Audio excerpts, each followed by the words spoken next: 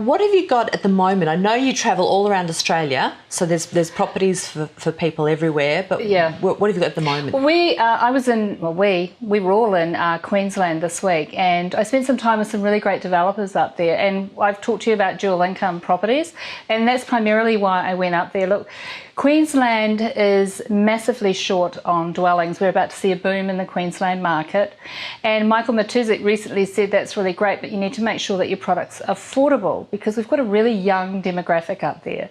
So dual income really answers that, because all of a sudden we'll be talking to an investor market that wants to pay between $400,000 and $450,000 for a good investment. And what we want to do is we want to offer them a really great return. So these dual incomes give the advantages to the young people looking for rentals by keeping them low, but also give the advantage to the investor who wants to get a great return. So on one of our properties, the rental return is about $610 per week as an estimate. But what you're getting is one side of that property, you're getting a 2-bedroom, 1-bath, single lock-up garage. And on the other side, you're getting a 3-bedroom, 2-bath, single lock-up garage with al fresco. So it's great. You could actually live in one side if you wanted to and rent the other side out, or have two rental income properties. Perfect. And if you've got teenagers that don't want to leave home, just send them into one. And make them pay. Yes.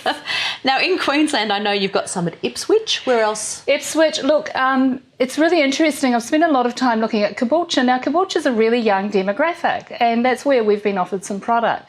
Young demographic around the 30s, skilled hire, so primarily working within the labour sector. Now, we're about to see a big boom in Brisbane, and we believe primarily a lot of our workforce is going to come out of the Caboolture area. It's 45 minutes away from Brisbane, and it's really close to the Sunshine Coast, so it's kind of right there in the middle. Really good developer. He's a great guy. Fantastic. If you'd like to hear anything more about this or other properties, go to publicproperty.com.au.